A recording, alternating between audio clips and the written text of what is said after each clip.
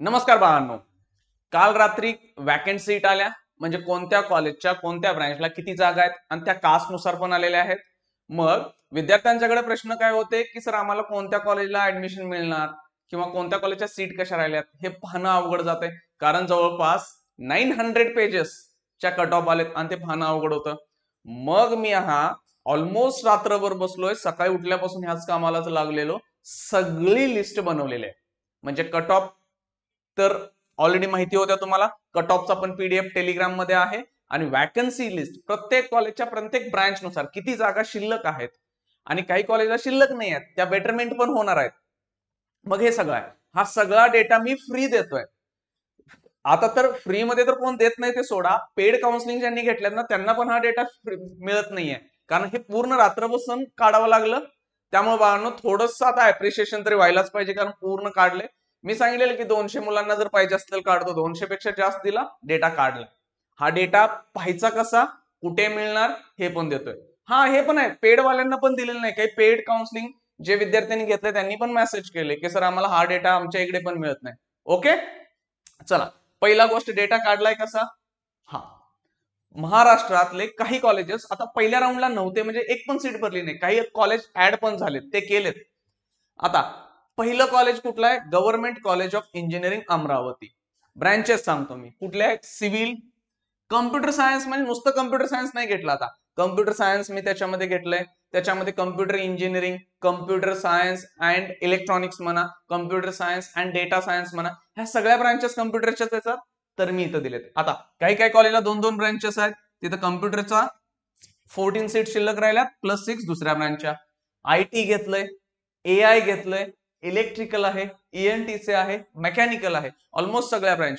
आता काही केमिकलचे असतील तर ऑब्व्हियसली तुम्हाला कॉलेज खूप कमी आहेत, टेक्सटाईलचे 1-2 कॉलेजेस आहेत, म्हणजे असं तुम्ही थोडंसं पाहून घ्या. पण ऑलमोस्ट सगळ्या कॉलेजच्या ह्या ब्रांचेस कव्हर आहेत, कम्प्युटरच्या सगळ्या ब्रांच. मेकॅनिकल मध्ये मेकॅनिकल प्रोडक्शन जिथं असेल ते ऍड केलेलं आहे.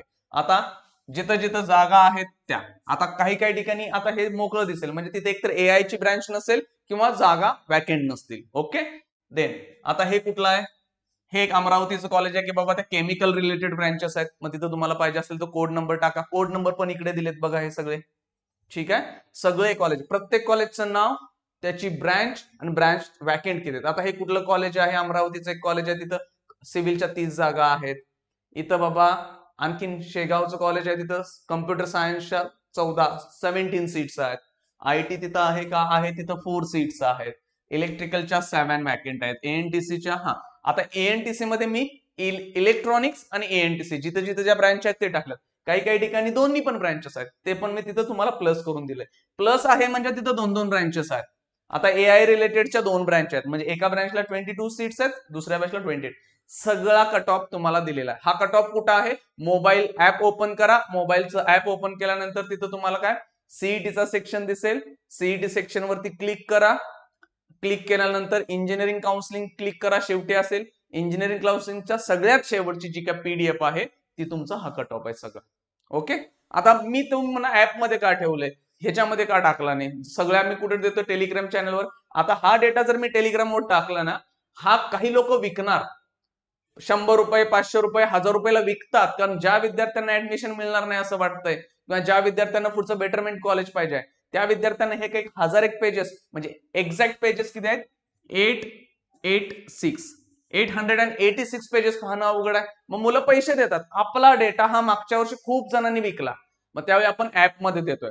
आणि आता ऍप मध्ये बघा, आपला डेटा जसा पडेल बरेच जण तो कॉपी करणार, कॉपी करून तो दुसरीकडे विकणार, पण तसं होऊ नये, सहसा पीडीएफ डाउनलोड करता येऊ नये म्हणून मी तिथं दिलंय. तुम्हाला पाहिजे जी जी कॉलेजची लिस्ट हे बघून घ्या ना, तिथं फ्रीज दिलंय. काही जण म्हणतात सर ऍप मध्ये 1 रुपया दिलाय, 1 रुपया तो द्यायचा नाही, त्याच्यावरती क्लिक करा, आतमध्ये ऑटोमॅटिक जातं. आता तो कॉपी होऊ नये त्याच्यासाठी 1 रुपया ठेवायला लागतो, तो 1 रुपया पे नाही करायचा. कंटेंट वरती क्लिक करा, आतमध्ये आता बऱ्याच जवळपास 8-9 हजार विद्यार्थ्यांनी, 9,000 पेक्षा जास्त आहेत, तर ते वापरता येतच ना डेटा, 1 पण रुपया नाही द्यायचा तुम्हाला. ओके, हे पहिला पाहून घ्या. व्हॅकन्सी पाहणार नाही तर ऍडमिशनचा ऑप्शन फॉर्म भरणं गणणार आहे क्लिअर का, माहिती कुठे आहे आपल्याला, जागा आहेत की नाही आहेत, सीट सुटणार आहेत की नाही, ह्या तर क्लिअर व्हॅकंट दिसतात. ह्या सीट्स पाहूनच पुढे जाता येईल, कारण ज्या विद्यार्थ्यांना अजून फर्स्ट राऊंडला ऍडमिशन मिळालं नाही किंवा फर्स्ट राऊंडला जी बकवास कॉलेज मिळाल्यात, बाकीची कॉलेज बरीच चांगली आहेत जिथं सीट्स राहिल्यात.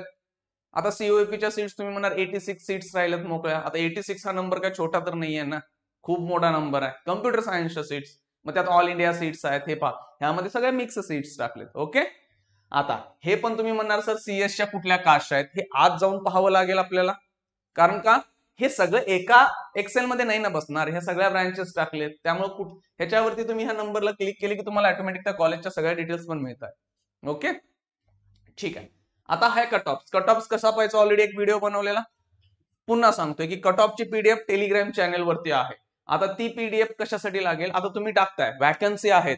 आता तुम्ही म्हणाल सीओईपी ची वॅकन्सी सर 86 सीट्स राहिलेत, त्या वॅकंट आहेत, मग मी तिथं अप्लाय करणार आहे. मग मला ते मिळेल का? समजा तुमचे पर्सेंटाईल 50 आहेत आणि तुम्ही सीओईपीचे त्या अप्लाय करायला मिळणार आहे का? नाही मिळणार. का? मेरिट खूप हाय लागलेले आहे तिकडं. मग तुम्हाला कुठलं कॉलेज मिळतंय, वॅकन्सी तर कळाल्यात, मग तुम्ही त्याच्या कट ऑफ पहा. आता हे कुठलं आहे, government college of engineering Amravati, कुठली सिव्हिल इंजिनिअरिंगची ब्रँच. आता इथं ओपन जनरलचा कट ऑफ काय आहे, 88.95. मग ह्याच्या अराउंड तुमचे मार्क्स आहेत का? सर काय फरक पडायला, आम्ही टाकतो. टाकायला काही हरकत नाही, पण तुम्हाला अशी पण कॉलेजेस टाका आता की तुम्हाला ते मिळतील खालची, म्हणजे तुमच्या मेरिटच्या जवळची किंवा तुमच्या मेरिटच्या खालची. काही ठिकाणी तुम्हाला कट ऑफच दिसणार नाही. समजा एखाद्या कॉलेजला ना हे एससी म्हणजे बाबा जनरल एससीचा इथं कट ऑफच नसणार कोणत्या तरी कॉलेजला, म्हणजे काय त्या जागा भरल्याच नाहीत, मग तिथं वॅकन्सी ऑब्विसली दिसणार आहे. मग हे कट ऑफ पाहायला पाहिजेत, कारण आपल्याकडे वॅकंट सीट बघितल्या, कट ऑफ पाहिल्या, आणि मग आपण ऑप्शन फॉर्म भरायला जाणार. ऑप्शन फॉर्म पण असा भरा म्हणजे तुम्ही पहिले 3 थोडेसे मिळून आहेत. का ऍटो फ्रीज होणार मिळाले तर? सर म्हणणार आमचे मार्क्स खूप चांगले आहेत आणि मिळण्याचे सीओईपी बीजेटीआय वालचंद पीआयसी चान्सेस आहेत, मग ऑप्शन राहणार नाही आपल्याकडे. पण मी 3 असे ऑप्शन शोधा म्हणेन की जे मिळणार नाहीत, जेणेकरून आपल्याला थर्ड राऊंडला जाता येईल. सर तुम्ही म्हणा सर मला जे कॉलेज पाहिजे ते मी सेकंडलाच घेतो, मिळालं तर घ्या बिंदास, पण मी ऑप्शन ठेवा म्हणतोय की थर्डला जाण्याचा. मग मी पहिले 3 असे टाकीन, मी ऑब्विसली टीएफडब्ल्यूएस टाकणार.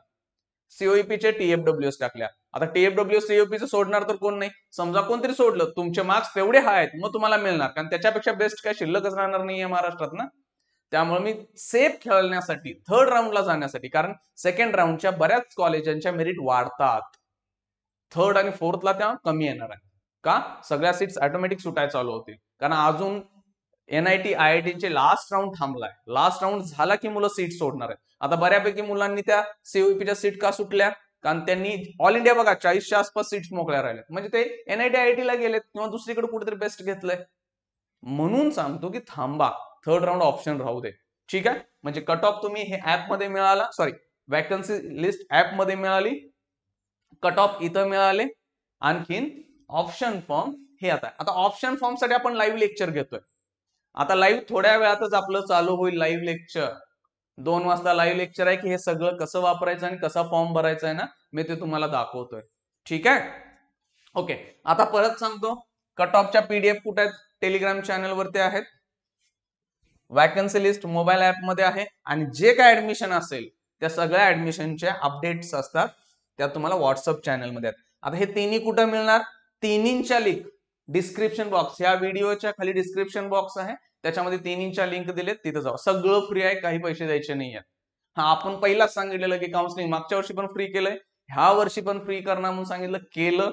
आता त्रास व्हायला लागलाय, बरेच जण विश्वास पण ठेवत नाहीत, कारण फुकट आहे म्हणली की किंमत नाहीये. पण जाऊ दे, ज्यांना गरज वाटते त्यांच्यासाठी आपण हे करतोय.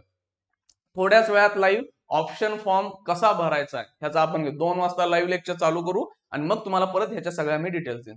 हे टेम्पररी फक्त पाहण्यासाठी व्हिडिओ बनवला, कारण ते पाहून तुम्ही ऑटोमॅटिक ऑप्शन फॉर्म बनवताना तुम्हाला म्हणजे ऑनलाईन दाखवते फायदा होईल. ठीक आहे, थँक्यू.